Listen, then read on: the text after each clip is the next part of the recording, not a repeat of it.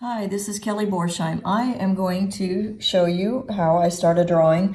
This is a photo of a poppy that I took at the Botanical Gardens in Norfolk, Virginia, some time ago. And I like it, so I'm going to put it here. So I have this weird little setup that I'm doing. Can you see?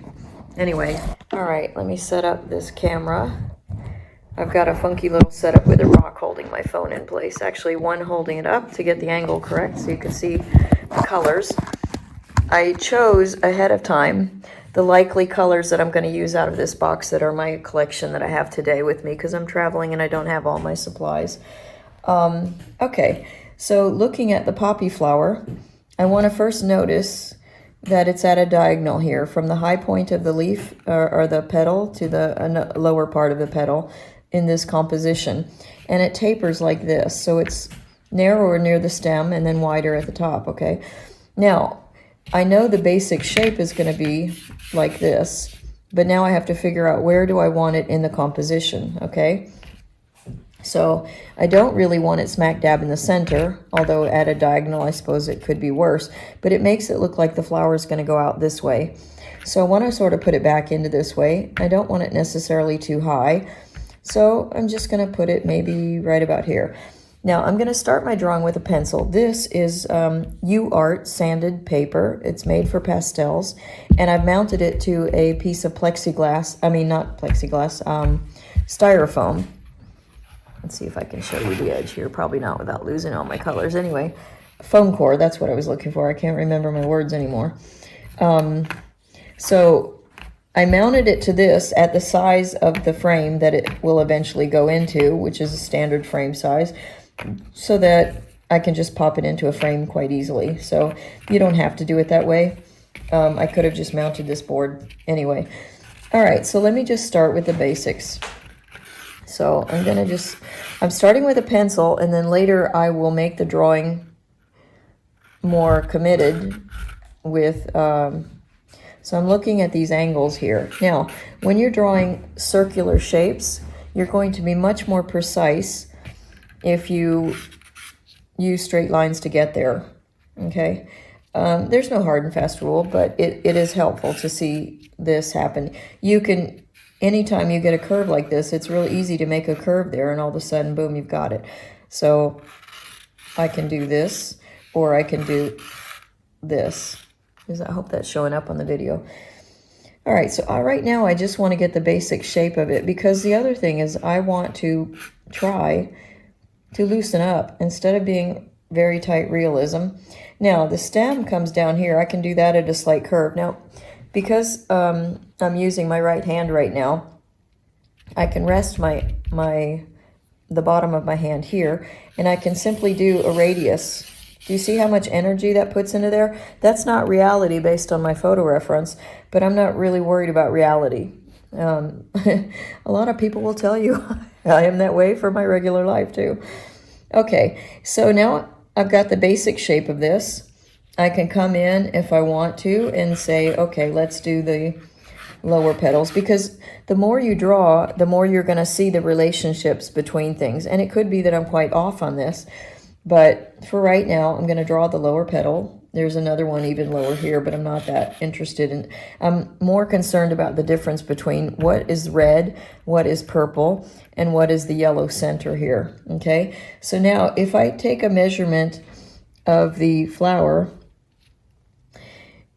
you'll see that this thickness here, you see that? It's about halfway up is where the top of the yellow goes. Now, it's not that I need to be precise on that. I mean, yes, that is one thing to do, but it's mostly that I want to keep the relationship to keep the perspective, because I'm looking down into the flower, but obviously not full on it because I've got the petals. I'm at an angle here, and it's those things that I want to get. So once I take the halfway mark for the top of the flower, then I can see this petal here. Horizontally speaking, if it goes over, if I take a actual grid line, they're actually the same level. Even if I've curved my piece a little bit, I could sort of, they're at the same relationship. So let's just say, and it's a little bit distance away, I'm just sort of guessing at this point. And let's let that go here. Now, there's going to be a little bump up here and little details like that, but I don't need them at this point, okay? And then you can see here, blocking that off. So this is how I basically develop the shape. I'm going to go a little bit higher here. And right above this, if I continue the stem line through the center of the flower, you'll see that this petal gets a little bit lower here, and then it goes here. You see, I'm still trying to pretty much stick to the straight lines, but you can see the shape developing, can't you? So that's there. It's later when I get into it. Now, at this bend happens. Actually, I've got the angle wrong there. I got this here. This bend happens because there's another petal coming. Now, this petal here is in line with this one in a way. There's a point that touches it. So I can come here and do this, and then this goes down and the other petal comes to overlap it, okay? So right now, even without any information there, you already kind of can see I'm looking at a flower that has petals, okay? There's going to be detail in here. I'm not really all that worried about that yet. All right, so that's my basic drawing. And then I can come in.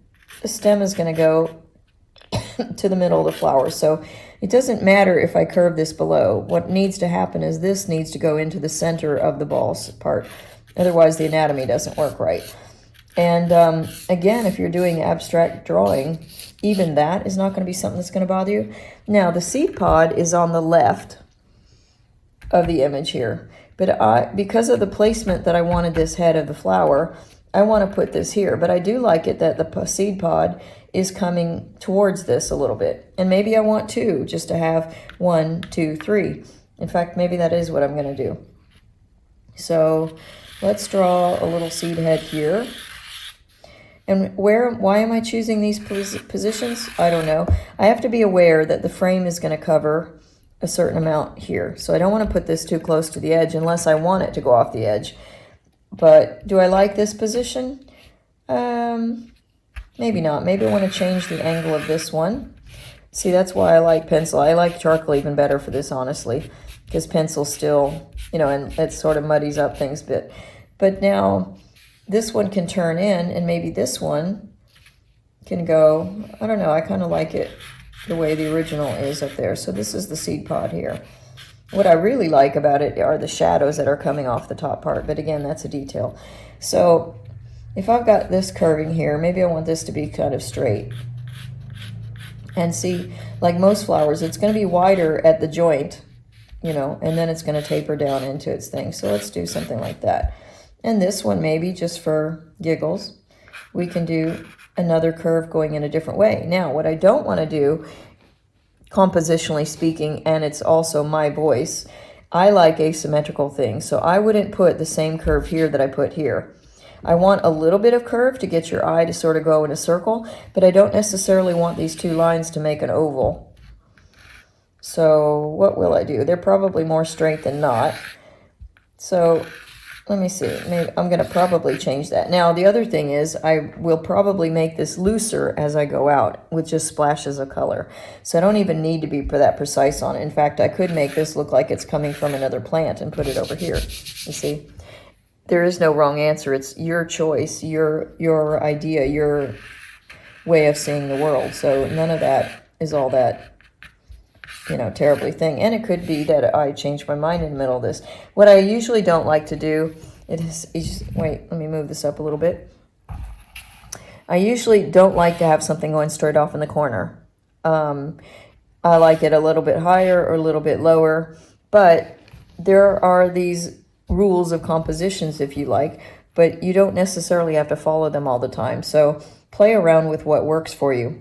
All right, so this is good enough, and I was going to go over this with a dark pen, but just also because I was kind of curious about a black outline. But I think that this is showing up in the video well enough, and I don't need to do that. Plus, the pencil leaves me a little bit free. If I use like a Sharpie pen or a black paint or something, it might be making me feel committed there, and I don't want to feel committed.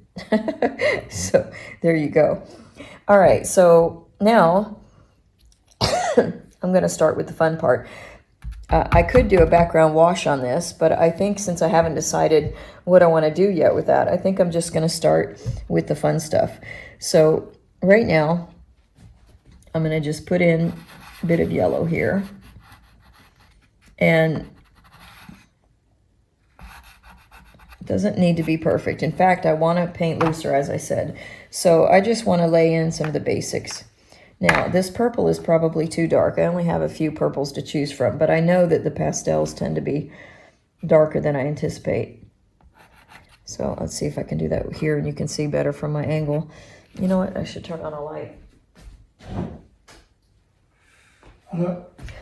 Awesome. Okay, so what I wanted to say is that I've got 3 different tones of purple here, okay? I know that they're not going to be correct. And usually the normal process that classical artists use is lay in with one tone and then later develop it, okay? But because I've done this a bunch of times, I kind of start combining steps. Now, you may want to do that. You may want to take one thing at a time so that you really feel like you own the ideas. Okay, so here I'm going to round this corner off on the purple here. And then there's a little touch of purple at the base of this, okay?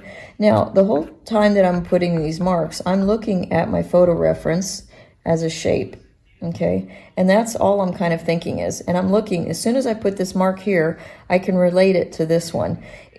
I went too high on this technically, if I'm using the same angles there. I went too high on this. And this is a nice diagonal, you know, okay, so it's a good start. All right, so then maybe I want to have a little bit lighter purple going into these areas so I can still remember that there's purple. Oh, that doesn't look any different. Okay, so you know what that was, a dusty pastel. Now, also, this is too light of a purple, but I can layer it on top of a dark purple and get what I want. So right now, maybe it's not so important for me to have all this stuff in here. It can get developed as we go along. All right. Now, let me figure out a basic red. See, I've got all these reds and also red oranges because that poppy is a mixture of a lot of things. Plus, I really love the zing that you get between the reds, pinks, and oranges, okay? So I think this is going to be too light. But for right now, let me just start pulling things in. Now, I'm using the side of the pastel because I want to cover some ground pretty quickly. Now, as I go in, I can see this is darker here, this is a lighter here, and then there's a little edge of this branch here that stays dark. So I'm going to use that here, okay? And then here I've got a darker, excuse me, cold I can't seem to get rid of. Now, this will be darker later, but right now this is a good mid-tone. And let me just put this to remind myself that there's red at the edge there. Because see, the great thing about flowers is the way that the petals go. You get like these striations of light, especially like with hibiscus and the poppies and things. Okay, so there's a dark space because the rest of it's light. And you get a little bit of a dark in here. And then basically this whole side here goes dark. There's white up in there. But then the rest of this is kind of dark, except for that little bit of stuff hitting the light there, okay?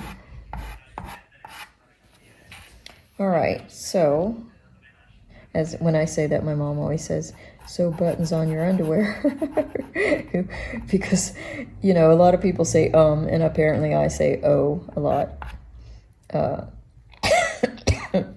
All right, now I'm going to change. I'm going to use it orange because it's dramatically lighter. If I use this one, the tone is so similar that I don't feel like I'm going to get the difference that I want to see. Because the earlier you can put the energy into a painting. See, I don't even care if this color is right or not. It's not right compared to what I see in the photo, but it's not the important thing. I mean, look at how those two together look zingy, and I love that lusciousness. So anyway, and I'm going to come in and refine the shape slitter to get all these edges and stuff. But right now, I want to see where I'm going to take this. because it sounds silly because I'm working from a photo. You think I'm going to get, I already know what I'm going to get or what I'm aiming for, but that's not necessarily true. So let's develop this triangle shape a little bit more here. And again, you know, and the other thing I have to tell you is, for me, it's difficult to talk while I draw. Although people who know me say it's not difficult for me to talk at any point in life, but you know, there it is.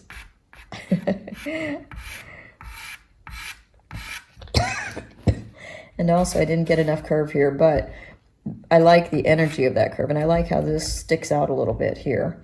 So anyway, and this is light coming in for this. So let's fill in this middle ground here with the transitioning orange. I'm already enjoying this because of the color and stuff put in there. But I am also thinking about tone, because honestly, I am more of a tonal painter than anything else. I feel more emotion with tones and soft edges and things. Now, I can tell that, you know, with the limited pastel palette that I have, I'm not going to match the colors exactly, but you know what I love about pastels is the thing that I don't have to. I'm speaking in a language that's different. I don't want to be photorealistic, first of all. Okay, now I also know that, let's see, this needs to somehow connect up here. I also know that because this petal is coming in front of these other objects, this has to be a sharp line here, okay? This in the back that's going to go off into the background, there are places where you can lose the line into the background. It's a little too early to do that because I have no color here to be mixing things with, but it's something that it's kind of nice to keep in the head, that ultimately this is what I'm going to want to do. Now see, the nice thing about this pencil is the pastel is mostly going to cover it. And again, if it doesn't, you know, this is not brain surgery. And as much as I like to say artwork is important to do, it is. And it's a thing that people are going to keep. You know, when they look at a culture, they're going to dig up all this stuff and go, oh, look at who these people were because of the art and the instruments and the different tools, all these things. So we are, you know, the voice of our cultures and all that. So I'm not negating what we're doing. I'm just trying to get you as a person wanting to make art to not feel frozen by it. Okay, so I'm going to put that there. Now, I don't want to lose my lights because you see this pink is very close to the orange in tone. If you squint your eyes, you can see I have difference of colors, but I don't have a lot of tone difference. So I'm going to go ahead and put some white in here, put some light in here. Maybe I should have put a pink under it to give it a little color underneath, but let's see what happens if I did just a little bit. I love to blend with my fingers. Okay, so but I want to make sure that I keep these patterns. So there's a little bit of light here. There's highlights that are hitting the edge where the sun just hits the edge of the petal, like this, right in between here. And this is a great place to develop a hard edge. But you'll notice that it doesn't hit all of it evenly. So there's one lighter spot down here, and then you get some up here. Now, you know, the thing is, this is not probably technically the right process I'm supposed to be doing, but as I said, I'm combining a lot of things. And in the end, the reason that people have the saying about you've got to make 100 paintings is because when you make 100 paintings, you start realizing how your brain works and how you see information and how you need your process. And it's only that way that you develop your voice. Okay? So buttons. All right. I have that in there. I like that as a basic rough thing. So let's come in and let's add some more stuff. Now, under the flower, you're going to have a shadow, and you can see it in the photo as well. But I also want to explain that when you make stuff up out of your brain, which happens at times, if you understand some of these basics about how light and shadow work, you're able to create these and make it believable, even though maybe it never existed.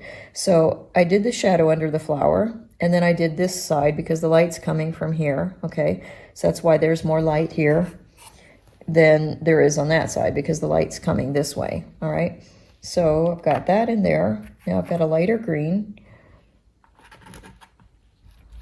and I'm gonna go over this a little bit because I want these two colors to sort of blend in, and I'll blend them with my finger later. But now as this turns around, this is going to get darker again here because the light's changing. You see, sun's hitting this way, but as I get lower here, there's going to be less sun hitting this because it's curving away from the light.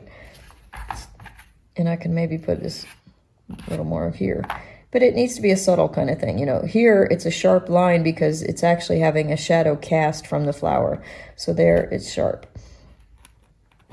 The diagonal, I mean, is obvious. It's not a subtle thing like the rest of this. Now, do I have a light green? I think that's the same green. Maybe I can put in this. No, here's a light green. And you know what? I actually find the colors way more interesting when you put surprises in there. Like, okay, so I don't need this highlight again going down as soon as it curves away. But if I can get 3 tones out of this, and later I can take something like a stomp or something and blend in more subtle. All right, so now here, I'm gonna do, this is same as painting an apple. You're gonna have that, the line right there, that's the definition between the lights and the darks. Okay, right now I'm going to ignore the shadow of these little fingers and just put this in. I'm going to do similar here, although this may or may not, this flower might be behind this and catching full light. For now, I'm just going to act like it is. So I want to follow the pattern of this, but because it's at a different angle, that line will be different. So, all right, now, excuse me,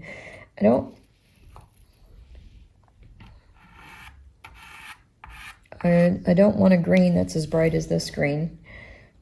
And I'm getting ahead of myself here because, again, it's more important to get the tones right than the color.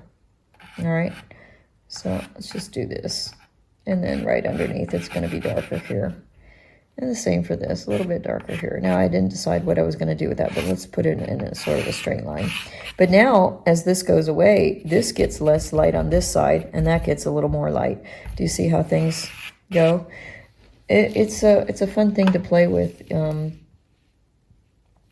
right, so what I may want to do, of course, maybe that's too much right now. Maybe we should just concentrate on getting in the basic. I think these two greens are the same, so let me...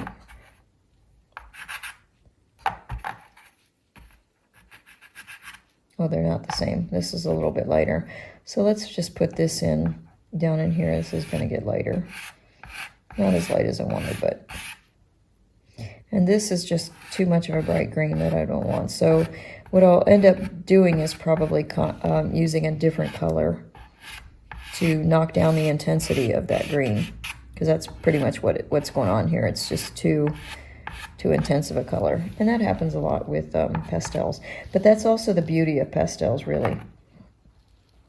So okay, so these little things are kind of a muted yellow. Did I pick out? No, I didn't. I just picked out a highlight. How about this one?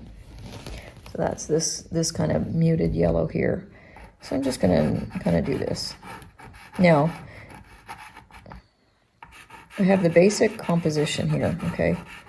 Let me reduce now these, I can develop them more so they're starry shape and all that, but right now I've got the basic thing. And these stems are too fat, so they'll get knocked down. Now my decision is going to have to be, what am I going to put into the background stuff? So I can look at the photo and do that, but I want to try to experiment a little with being looser. All right, so I'm back again. I've been thinking about this drawing and looking at stuff, and now Klahn is an artist in the Seattle area, and one of my favorite artists. In fact, he's called himself the Colorist. I've taken classes from him to learn more about color, and really, really, really enjoyed it. So I'm going to share this idea that I learned to do from him, but I would say I'm not an expert.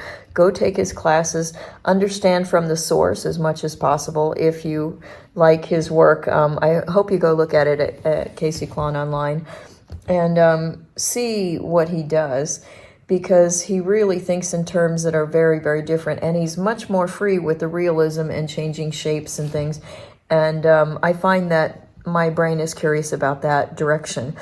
But anyway, so here what it is like I said, I'm traveling right now, so I just drew this very simple and not even equal color wheel with red, yellow, and blue, your primaries, and then you have yellow and blue make green, just like the commercial says.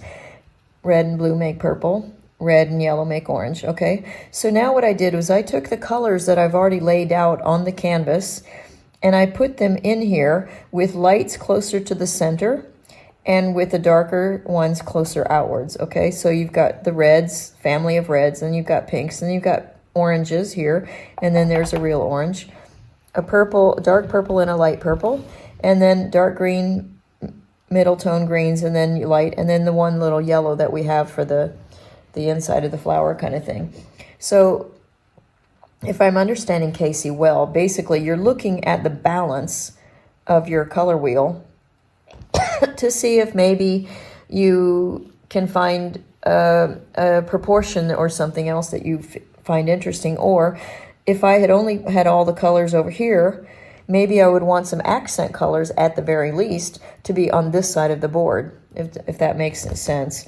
So I also know that I like the berry colors, and I tend to have a little, and my favorite color is blue, so I tend to like those kind of things.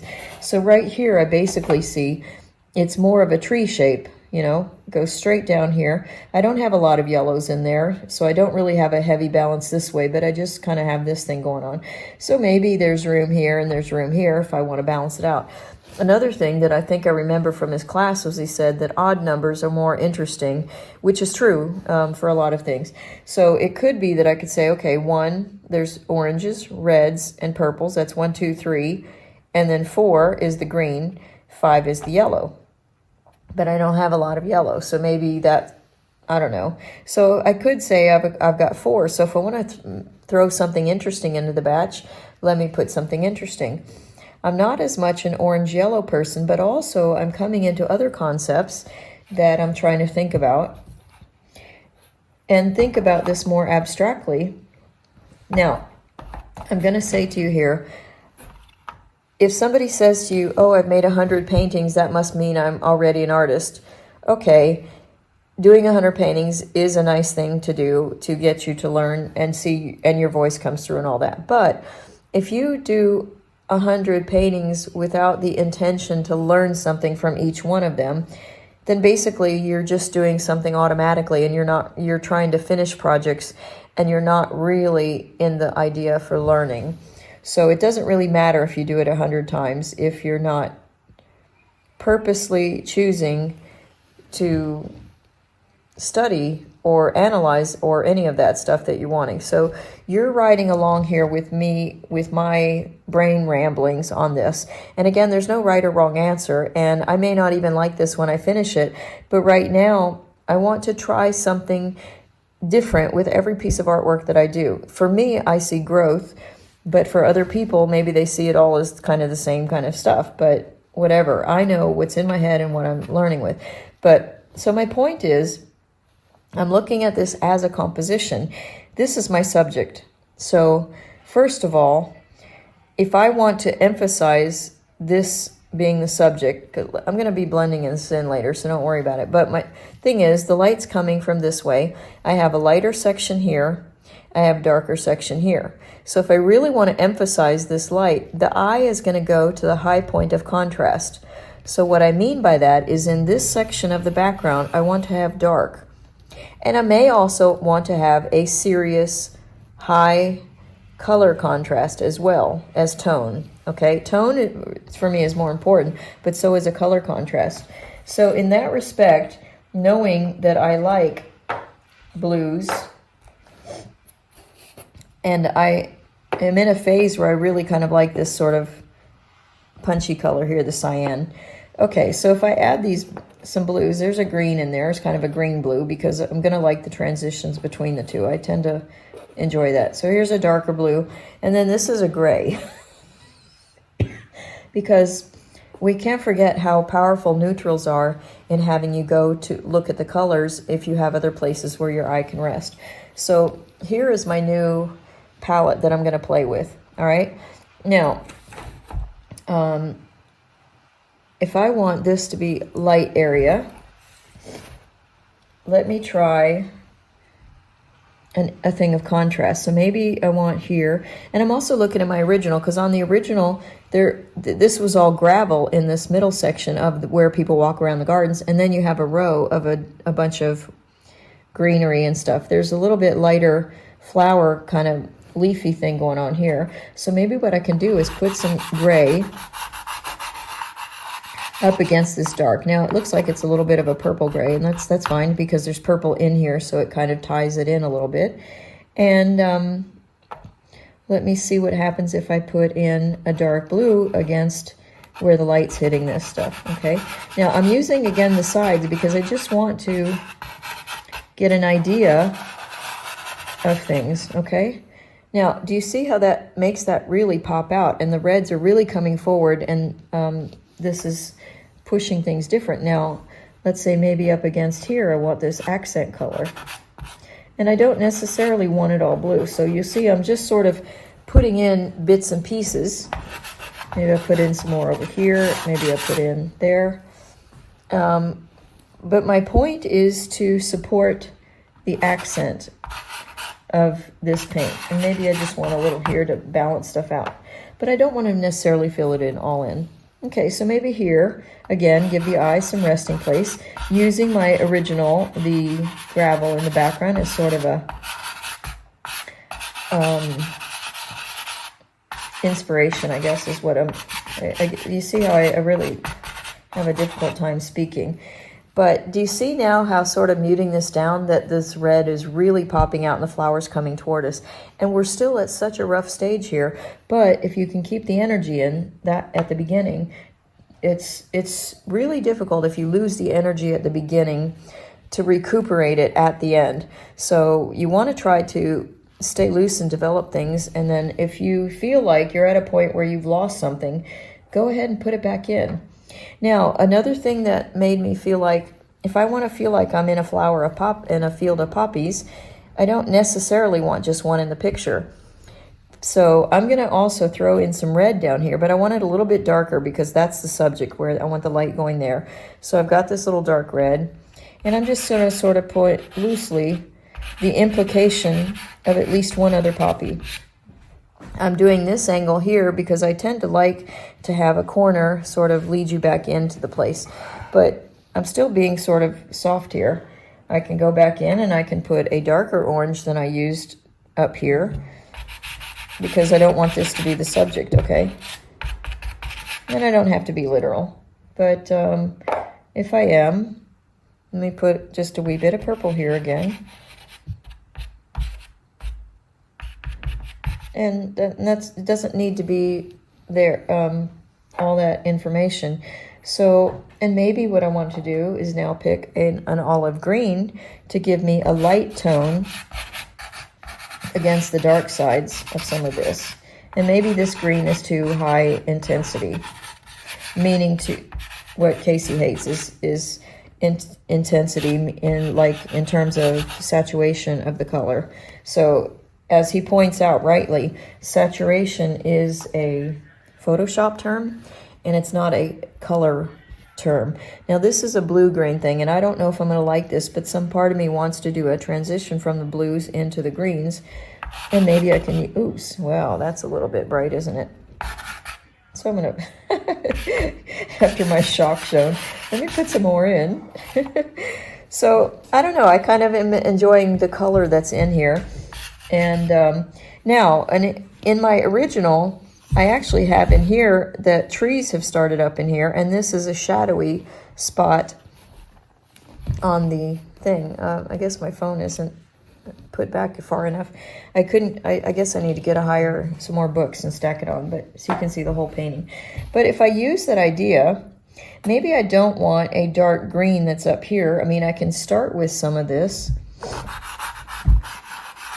but I don't necessarily want something that far away to create that kind of contrast. I mean, I don't want all these colors being the same tone. So I'm going to take, I don't know if this is a dark charcoal pastel or I think it is a pastel, because sometimes I also put charcoal into my pastel kits. So see, don't be afraid to use black at all.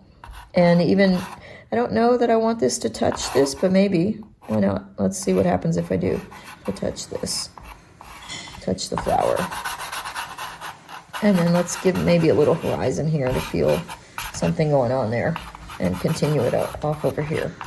Okay, so you see how I'm developing stuffing. Now I have a sense that I kind of want more dark down here. And these, you know, there are leaves that go into these plants here. So let me put that in kind of there. There's another thing that I also want to point out, because there are a million things going on in my head when I do these things, as probably all artists have when they do their stuff, is the idea that you want each of the four corners to be different. And so you see, I don't want to have black in the corner there, black in the corner there, black there, black there. I want each corner to have its own personality. And again, it's the things that are different that make the brain interested, even if you don't necessarily consciously think about that sort of thing. So again, here's the light side of the stem. So maybe I want a dark there, or maybe I want a neutral, because look at all the bright colors that I have here. This is a darker version of the same thing, but you see that your eye does not see that as important as this one, okay? And now I think what I'm going to do is take a wee bit of a break, analyze what I've got here, decide what I want to do, and then we'll continue, all right? Thanks for watching. If you like this sort of content, please like the video, subscribe to my channel, and you'll get updates if you click the little notification bell on YouTube that I posted something new, and that would really help me determine what kind of stuff I should make for you guys. Okay? Ciao, ciao for now. I'll be back.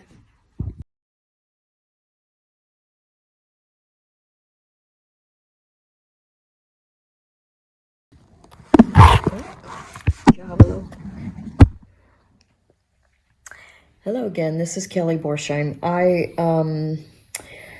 had to take a break for various reasons, but I just remembered that when I was explaining about this, that Casey Klahn does this thing, it's not necessarily the goal to try to find a balance with all the colors, okay?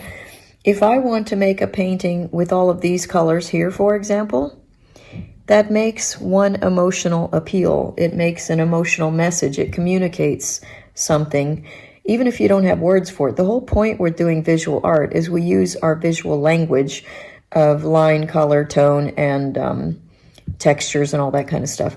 We have a different alphabet to use, but we communicate ideas. And it's why it's so difficult for artists to touch somebody's soul, because we don't always know how to do that. But the point is that you don't need to have all the colors in your artwork to make it a good piece of art. So this is just sort of a way for you to analyze and understand maybe perhaps more about what it is that you're trying to express. So even when I spoke about, well, you know, 5 colors gives an off balance kind of thing and that makes it better, maybe, but it really depends on what it is you're trying to communicate. So that's the thing I want to express. It's just kind of a nice way to show, do you have also a variety? If you have a lot of colors all here, you've got a very high key painting. High key means you're not using the full tonal range, you're using just the light end, okay? A dark key would be mostly working with the darks. So you can see already when you plot things out sort of this way, that you can see if I've got all the group here, then I'm making a high key painting. And that doesn't mean anything, but I can tell you that if you have a mixture of light and dark, the chiaroscuro, it's a very dramatic statement.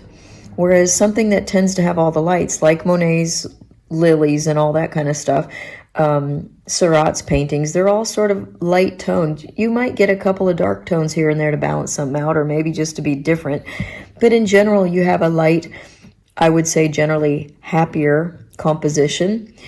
And if you're going to do a nightscape, of course, you're going to have a lot of darker pieces, and then you'll have a few light accents to lead your eye around. But otherwise, have you ever imagined Rothko doing, instead of being the big red painted square that everybody laughs and goes, what the hell, what the hey is that? You know, I could do that.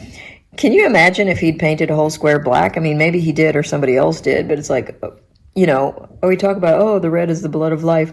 Oh, black, it's the dark of night.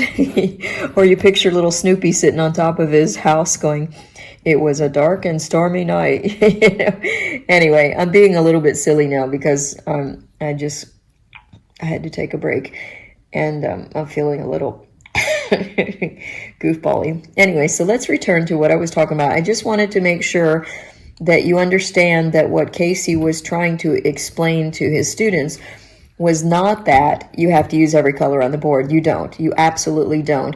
This is just a way that if you're feeling stuck and you want to have an idea of one way that you can determine which way to move forward, this may help you. If it doesn't help you, don't bother with it, okay?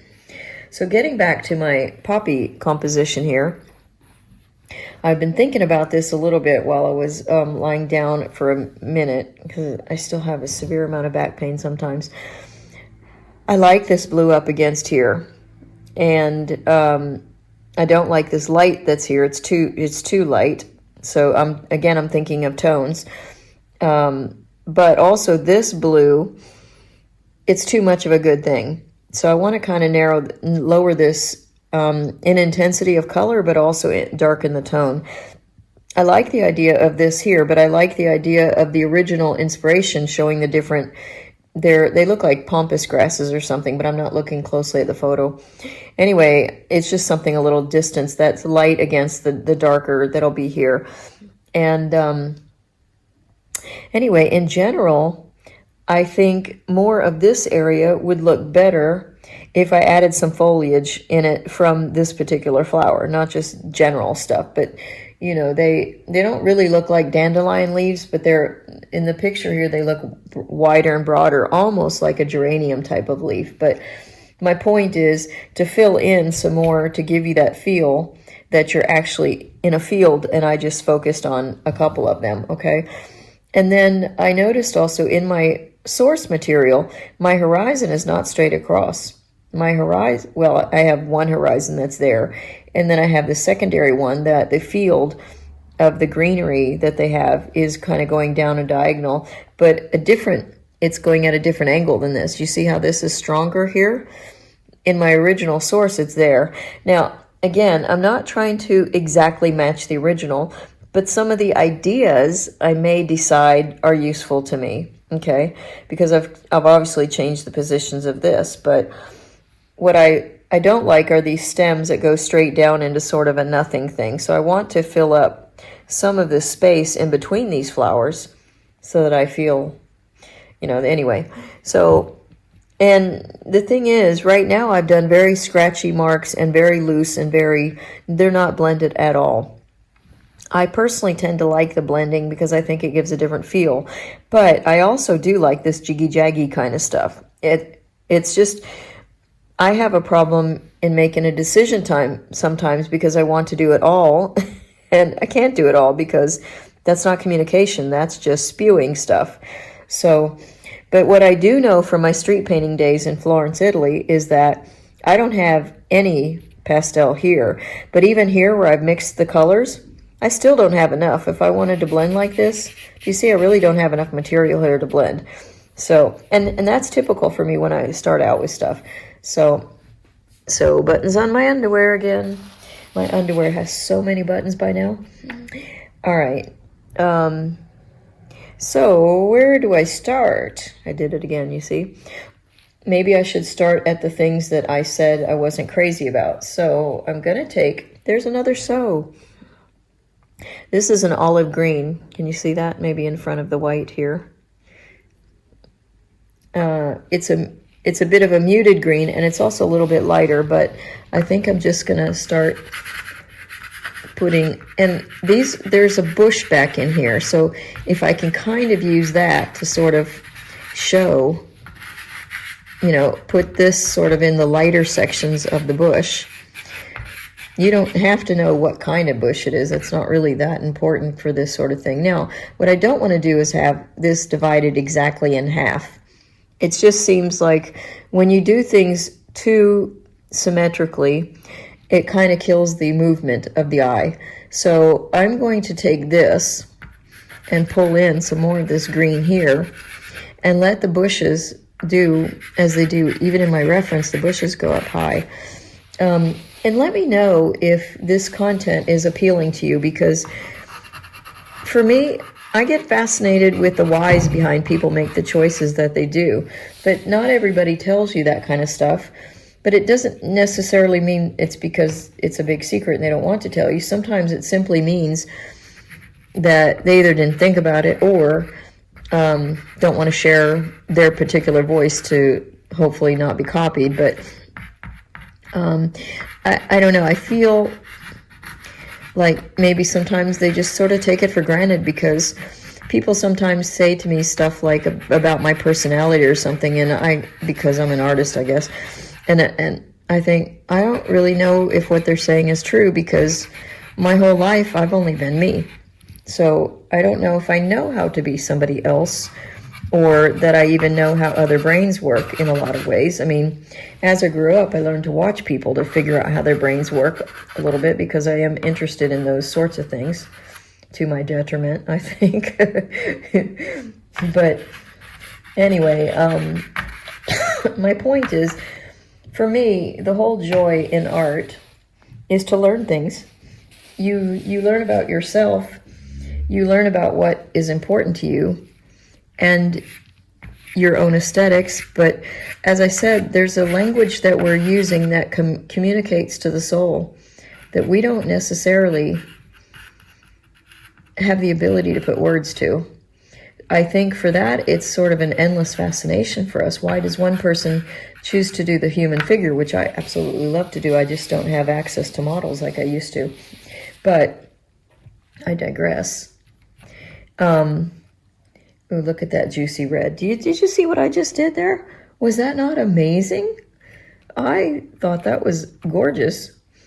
So I was just thinking when I did that I need to make some of these things more clearly in the dark field without, ruining their joy.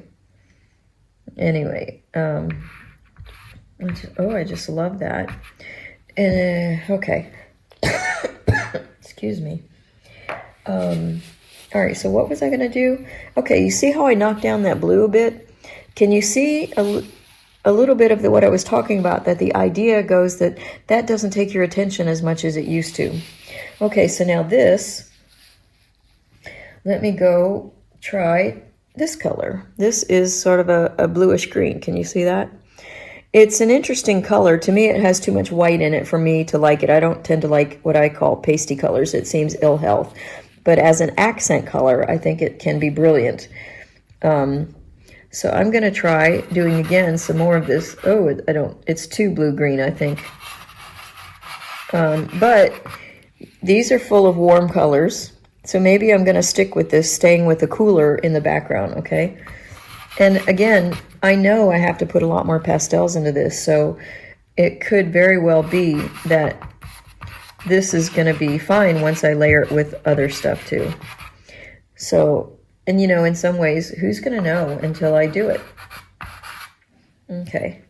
And then just so it doesn't look like the flower somehow magically cut the background into this, I'm going to go ahead and add some of this stuff here. Now also the green next to that bright red, this kind of turquoisey dark blue-green, I don't know how to label. I'm really bad at labels. And sometimes people tell me that it sounds like I can't make up my mind with stuff. It's like, well, yeah, probably true. but it's who I am, and I don't really find that to be a bad quality about who I am, so I'm not that fussed about it, but that doesn't mean it's not a real problem. Now, getting sidetracked a wee bit here, but in my original drawing, I have two shadows coming in here from trees that are out of the image. But I kind of like how they break up this side. You see, so I'm not going to have just total gravel path here.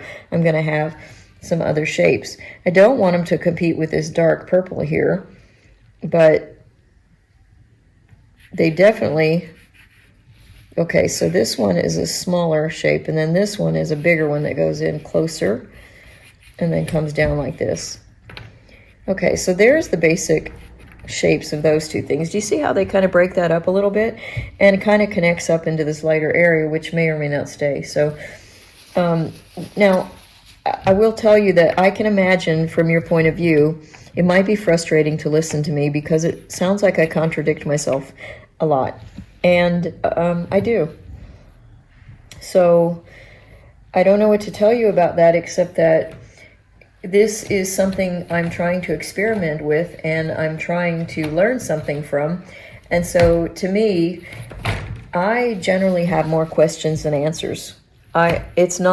You're not often going to hear me tell you anything definitive about anything, because I think everything is true and I think context is everything and that sort of stuff. So I don't have a lot of confidence per se when it comes to telling people how things have to be. Because the other thing is, with art especially, it's the place where you should be able to make decisions without ever being wrong. And when I teach children an art after school program, I used to teach in Bastrop many, many years ago. That was one of the things, is that the kids would say to me, Miss Kelly, am I done? And I say, well, I don't know. You're the artist, you're the boss. And one time, one of the parents came up to me after she picked up her son, and she said, do you know, my child loves this afternoon class better than most things he does in school, because he gets to make decisions here. And he doesn't have people tell him whether those decisions were good or not. Okay, there seem to be lumps of grass in here. And I think that's an important thing, is raising children has always been an interesting thing to me, because again, it's a process and it's about learning, and those subjects have always fascinated me, regardless of what I do for a living. And I find it one of the most helpful things. Allow your children to make age-appropriate decisions, obviously. You can't say they're not going to... okay, an example. I'm going to tell my little brother Michael. My mother gave us kids chores. Well, I don't know how old I was. He's 6 years younger than I am, so I was probably 10 or 12 or something, whatever. Maybe a little bit older. But she gave us... Okay, so we all had to take a turn. One night, one kid washes the dishes. There were 4 of us. So basically, less than 2 times a week, we had to wash dishes. Each one of us did, okay? And my little brother, Michael, decided he didn't enjoy washing dishes. So you know what he did? He made a deal with all the rest of us that he would take out the trash. That's all he was going to do. He was going to do the trash, and that's it. But he would always do the trash. We'd never have to take turns doing any of that stuff. And guess what? We all agreed to let him do that. So he was the trash guy, and he was absolutely happy because something in him hated washing dishes. And I think that was pretty brilliant of him to do. I'm looking at this darker blue, but maybe I want even this darker. See this? This looks like a dark blue-green. And what I'm thinking is maybe it can add something to these shadows to make them darker. And then part of this shadow I want to stay light because it's kind of, what it does. So I guess what I'm saying is the joys about art is you can decide to do something, and if it doesn't feel good to you once you've done it, you can undo it. There's nothing that says that you have to do something a certain way. In fact, I'm personally kind of tired of seeing all the same sort of art being done. And you know, I say that as an artist who has to make a living and I have to sell my stuff, and every once in a while you find that you're making more a more sellable piece than not, but sometimes it just happens that way, and other times there's a you need to pay the bills and you need to do what people say sometimes. So I don't know. I mean, I don't think most people should make art to make themselves a paycheck. I mean, I live that life, and I can tell you it's not an easy way to live. I can also tell you that without the generosity of my friends, my collectors, my family especially, I couldn't be doing this for my life passion. And I don't forget those kind of things because I live with gratitude all the time. But my point is that I know a lot of people that do not want their child to become an artist, and it's because they know it's a difficult way to make a living, and you want your kid to have some choices in his life to be stable and happy, okay? So there's that, but they look like little stuffed olives, don't they? Anyway, now what I'm thinking is that I have a lot of similar colors in here, and it's weird because you would say I have a limited palette for sure. What do I do with this? Yay!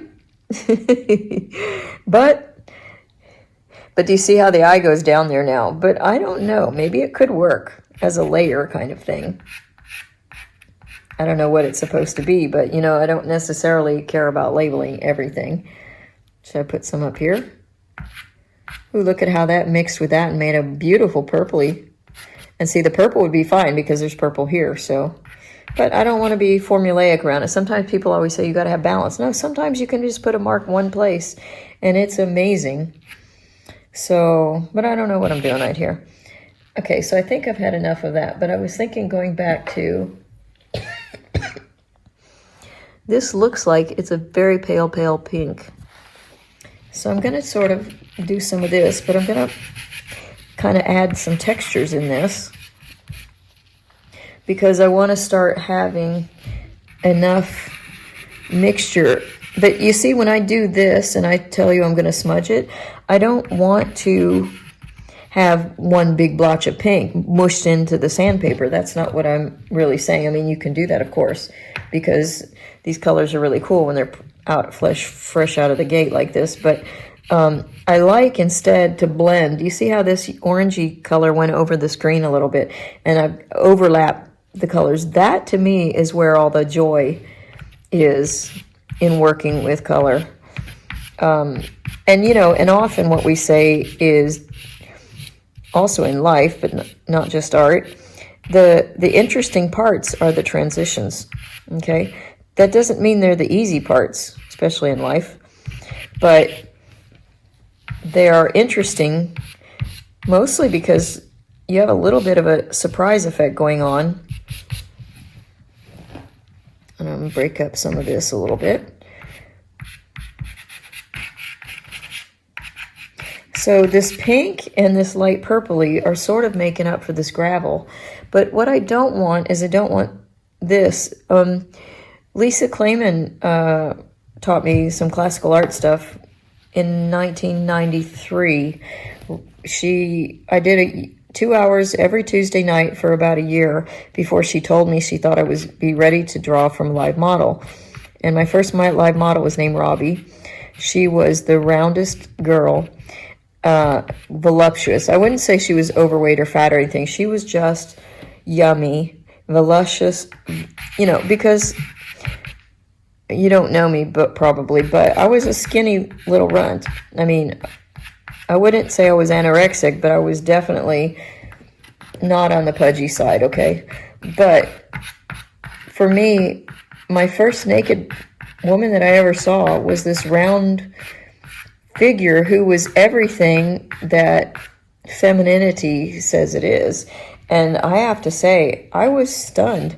I had so much fun drawing in that thing, in that 3-hour window that we had, that I ended up quitting the school and going to the open studios that we had all over town in Austin, Texas. It was a beautiful time to be learning art, and also with the internet happening, I was learning a lot of things with the internet. And anyway, I'm digressing, but my point is that you keep having surprises in life. What do you think? You can leave your comments here and tell me what you think of this at different stages. I'm cool with that.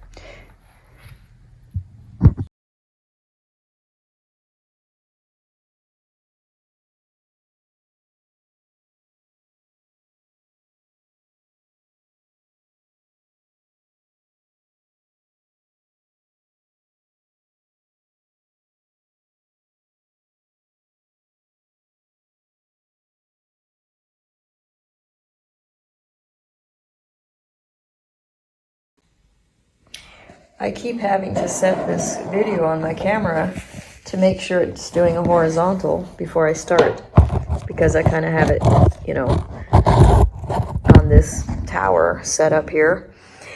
Okay, so one of the things that I also do, let's see if I can reduce it so you can see the whole composition. I like to take photos of this during the process of it, and part of that, a large part of that, is because it's giving me a fresh eye. Somehow when you see something in a photo condensed on a small screen, it's like looking at it very small, and you can often tell what problems on the large simplified scale are the things that bother you. And one thing that bothered me is I decided that this dark is coming down too far. I don't want it quite to be like this.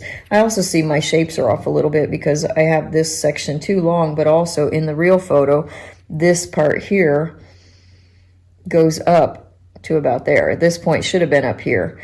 But you know, I'm thinking at this point, I don't know that that's something seriously critical to me. Because you're still going to read it as a poppy. But I want to move some of this dark stuff up and make it a little bit lighter here. So look at all the gorgeous things going on there. Now, I don't generally like to put white on the very top of things unless it's the last thing, because, well, first of all, if there's color underneath, it's not going to really be a true white anyway. However, I just feel like if you put the last color as a pasty color, you see how different this is from that? God, I love that red. All right, anyway, I'm going to keep going. So I want to develop some of this more because I lost the feeling of this. Of course, I haven't put any details. You see, look at how I'm doing a little zigzaggy as I go around it in a circle form, and I haven't put the shadows in here. The other thing is that I just saw is my light green shape. I don't think it was this green. I think it, where's my lighter green? I don't think it's that. Anyway, I've lost the fact that the light's coming this way, so I need to have more of this circle in the light. Okay, so I'll have to refine the shapes on this stuff, and like I said, this is the kind of thing that I do better when I'm off camera, so I can actually think about it and focus it. And sometimes also when I'm trying to do a demo. Right now I'm working on a table because I'm not at my home and I wasn't able to bring an easel and, you know, all that sort of thing that I would do for myself normally. Because I prefer to draw standing up. And why is that? It's because I like, now I'm going to put this blue here at the transition line, because as I said, that's where the interesting things happen. And then, of course, the transition line on a shadow, on a part, on a thing that's partially in light, partially in shadow, inside the form, you need soft edges. Outside the form, you can have hard edges. But inside, you really, do you see what's beautiful about this is I did the black and then I mushed it into, it kind of gets soft there. I may need to sharpen it up just a little bit to get more dark actually going into the plant. But anyway, I'm trying to do too many things at once and probably getting you mixed up. But, okay, this piece, I like it, but it has to go. Also, I need to start developing that this is sort of a flower. So let me put some of that in. And conversely, well, let me see if I can develop one of these while we're chit-chatting. Or do I want to do that? I think, okay, something I was thinking would be more interesting is to do some of the smudging while we're here, because this video is getting probably too long for many people to want to sit there and suffer through my process.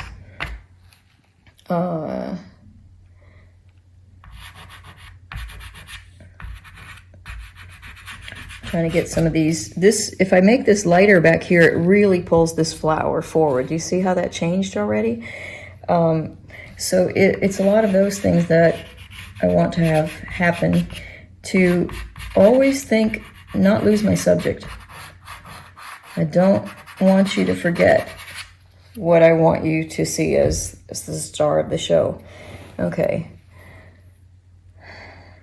I'm starting to have back pain again too. So let me hurry up and let's see what I want to do here. Maybe I always feel like when I'm doing landscapes that I want more greens, more different kinds of greens, because nature, I mean, it's amazing. If you just go out into a regular field, there are so many greens to choose from. It's crazy.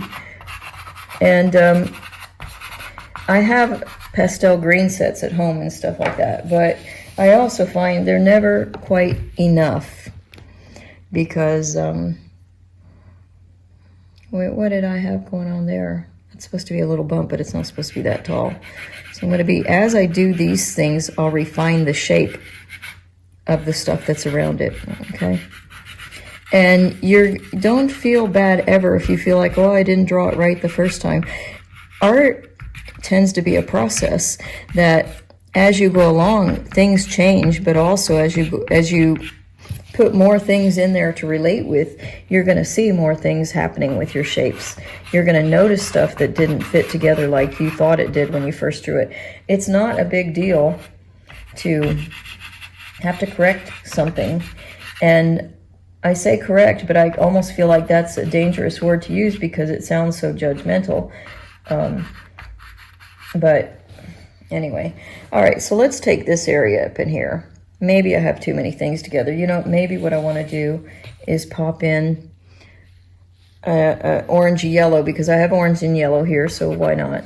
And again, if I don't like it, take it out. I'm just going to I'm trying to really cover up the places where I can see that there's sandpaper going on, which is funny because that's not really an art reason for putting the yellow there, but it is something that I'm doing. And I'll change it if I don't like it much later. It's interesting to put this orangey yellow next to a bluish green, you know. All right, so let's just do this for demonstration's sake, because I love this part, actually. When I was street painting, I used to lay in all my colors like this, and then I'd look around and go, please have some tourists here watching me doing this, because this is my favorite part ever. Okay, I try to use clean fingers. If I'm doing this background area, they're close enough, but if I get in the dark, I want to make sure I wipe my hands off or use a different finger. So this is why, if you ever saw me street painting in Florence, you always saw me dirty. Okay. And I have a very light touch here. I am going to be taking off material, but it'll also get pushed into other places. And sometimes if I see something, just leave some of that. This blue right here, I love that blue right against that red, so I just want to leave it there. Keep everything very soft, but what I'm doing by softening all this is I'm pushing it to the background, okay? And I would like to do an exercise one time, but I think I always lose patience and go on to the next thing, because I'm always feeling like I'm behind on the ideas that I have. I would love to take this composition and make it with several different ways, several different texture marks, several different levels of realism, and try to see even how abstract can I get just using these shapes as an inspiration.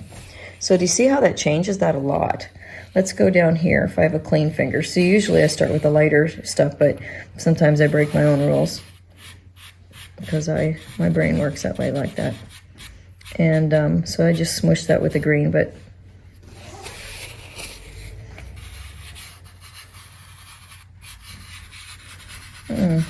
Okay.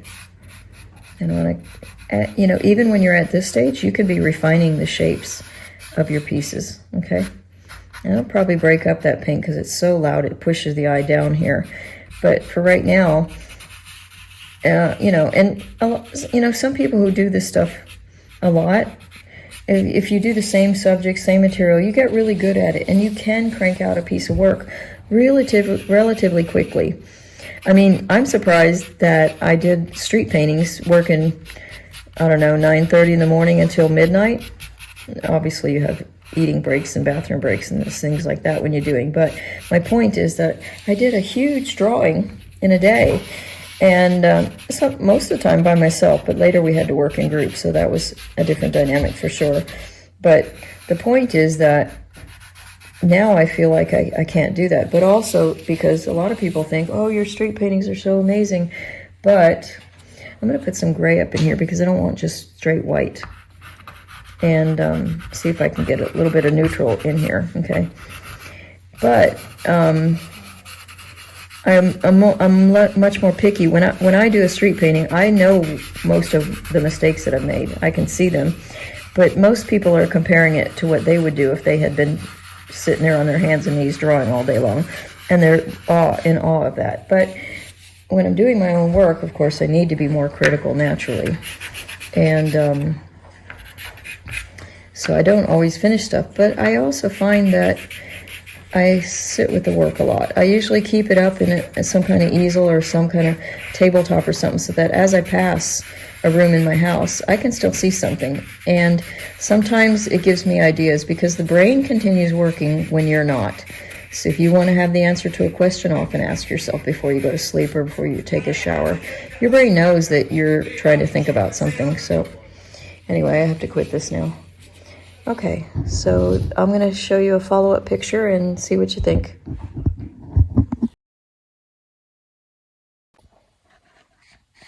Okay, so I'm on another day here, and while my bow is getting medical attention, I have a few moments before he gets back, I think, to tell you about what I was looking at this last night a little bit. I'm on the next day now. It's Kelly Borsheim at borsheimarts.com, and I've been doing some critiques. I often do the worst first, what bothers me the most.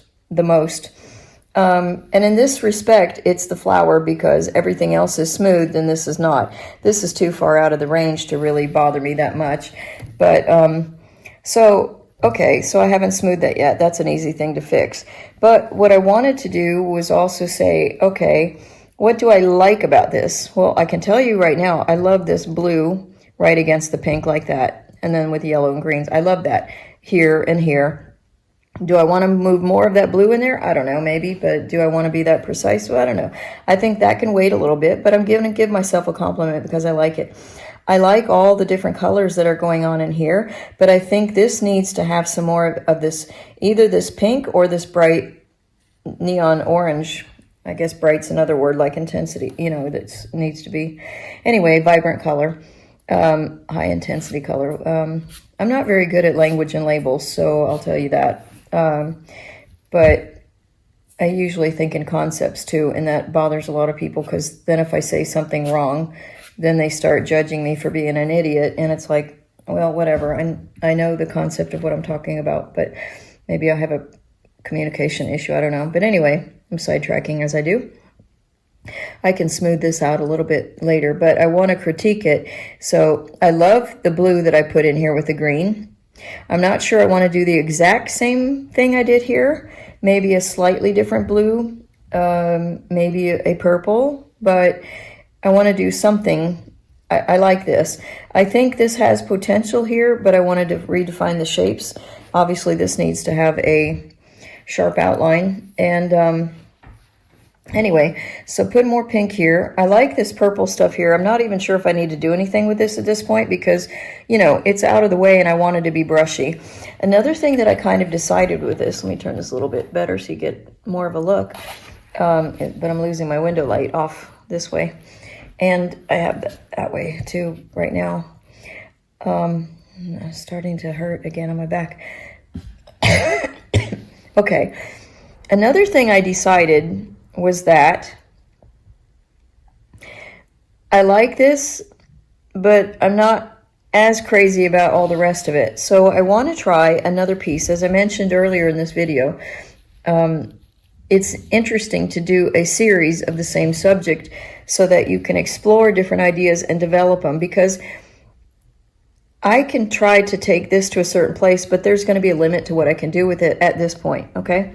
And I had to sort of get to this point to realize how I was feeling about it. Do I feel good about it, or do I feel, anyway, it's not necessarily an F piece, and frankly, I'm not finished with it, so it'll be okay. But it gives me ideas for what I want to do other things. Another idea that I wanted to do was maybe put poppy here, a poppy there, and these little points going up, and make it more of a graphic design illustration type of thing, and not, you know, something based on a photo.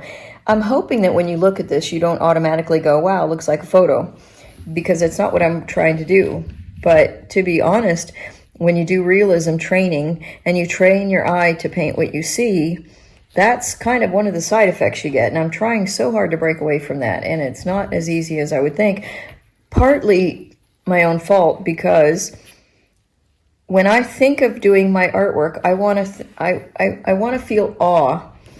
And a lot of times there are some abstract works I really like, but there are a lot of them where I just look at them, and even the stuff I see on various art newsletters that I get to my email box, that I think, I don't actually feel anything. I don't understand what this artist, I don't know. I don't feel anything in there. And I don't even look at the technique and go, wow, the technique is gorgeous. So that's obviously, there are exceptions to all these kinds of rules, but I just I don't feel anything. And that's the thing, is no matter what you do with the art, you need to pay attention to your emotions and feel something. If you don't feel something, try to analyze why, and then try to remove whatever it is or add whatever it is that's going to get you to a place that you want to be feeling. Okay? So anyway, I think that might be a leaf. Maybe I shouldn't put a pink in there. I'm going to put a pink down in here. I don't know. All right, so let's see if my fingers are dirty. But if I were at home, I might do some of this with a stomp. Let me move this down here a little bit and zoom in so you can watch when I smooth things. Now, I don't have my computer open just yet because I know that I have very limited time before the man gets back and I have to make lunch for him. So I'm going to try to squeeze in everything I can. But from memory, I have, this is a flower petal with that white being the highlight hitting this flower petal, sharp edge. This is another one. So the background, I'm going to do that first because that's going to be more distant. I have a little bit of green, maybe blue on my fingers, but let's see what happens. And I remember the striations of the petals, see, going down this way. So that's what I'm going to start doing as I blend. And it could be, now I want to keep, now this one had a sharp line to it, but it's not going to have that on both sides. So probably this was the sharp edge, and then this goes into this petal here. So I want to soften the right edge on that. You see how I did that? I really had put the red in because I needed that to be darker there. And it could be that I need to take, whoops, there, that touched some blue, didn't it? So you got to clean the pastels once in a while too. They say do it with rice. I usually just do it with this because I'm lazy, or sometimes I'll just even scratch it on a piece of paper and go, maybe that'll give me something interesting to work with next time, because it is fun to create little surprises everywhere. All right, so anyway, getting back to my point, I added more pastel because you kind of start having a feeling of when you don't have enough material on the page to be blending. Okay. And I don't want to blend everything, like I said, I don't want to blend it all perfectly. Now, it's just like editing. I used to work for Hoovers.com, the We Don't Suck campaign, on business information and stuff like that. And one of the things you learn about editing for books is you don't try to do everything at once. It's the same with making a painting. I can try to sit there and make that edge perfect, make these tones perfect, get these color relationships the way I want to. But it's really easier for me to focus on blending for the shapes and a little bit also for the tone. And like I said before, I am blending a lot of steps together because I've done this so often now. But when you're starting out, focus on one thing and then develop it as you go along. Okay, so now this is a petal here, so I'm really working on just this background one. So what I mean by this is let me do the blending, stand back, evaluate, and then I can go in later and start working the details of this petal. And part of the reason you do this sort of process of layering is because also I want to bring the whole work to the same amount of completion, because what if I really like this washy look here and I don't want to take it further? But what if I've developed this so photorealistic, which is not what I feel like I ever do, but my point is, if I develop this so much, it's harder to knock that back. You can do it, but it's harder to knock that back than it is to bring everything else up to its level. So you're better off developing the whole piece, working the worst first, like I said, to bring it all to a consistent level. And then you can decide, do I want it tight? And if I want it tight, where do I want it tight? Okay, so this purple was part of the background, this background leaf here. And there was a lighter purple that did the transition between the dark purple and the red. But I'm gonna, let's see. So I've got to remember to wash my hands every now and then. Not wash them, but you know what I mean. Wipe them. Now here I'm getting a little bit off on the yellow, but it's okay because one, sandpaper allows me to go over multiple times with this stuff. But two, didn't necessarily want that big bright yellow. I maybe have wanted more of a golden or maybe a whiter yellow. So, all right. Now that I've got this sort of soft here, I want to come in and do this. But do you see when doing the purple, I lost the white highlight, and it may not be a white highlight. It may be a light pink. I lost that, and I lost this. But so I want to kind of put that in to remind myself of what's going on. Because when I blend these, I want to keep a hard edge there so that you can tell that these are in front of those. And what that means is I'm going to start at that edge and I'm going to pull it back into the form. And that way I don't touch that sharp edge. Or if I do, because let's face it, my fingers are pretty fat, I can come back in later and strike them up again, as long as I don't forget what I'm doing. But to be honest, that's one of the struggles that I tend to have. Is I tend to be afraid to lose some of my drawing. And I know logically that it's a dumb thing because I know I can draw. But sometimes, you know, Bob Ross is famous for the happy little accidents. Sometimes you can't really get back to where you were, and my brain knows that, and so it goes, oh, I want to protect what you had because that was a good thing.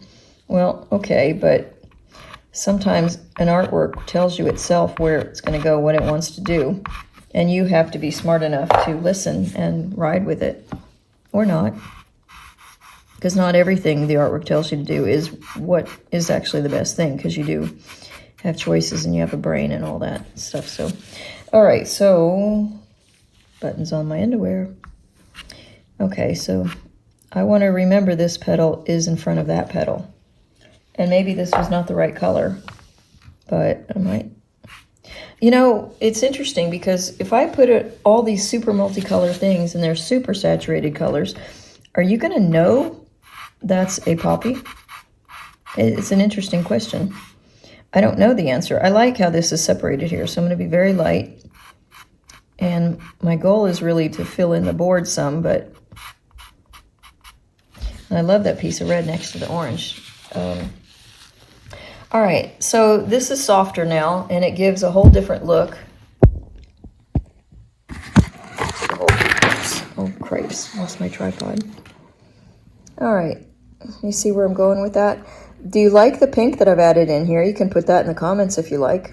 Maybe I need a wee bit more to break up that light gray blue shape. I don't know, maybe I don't need to overdo it because, again, it's competition with that.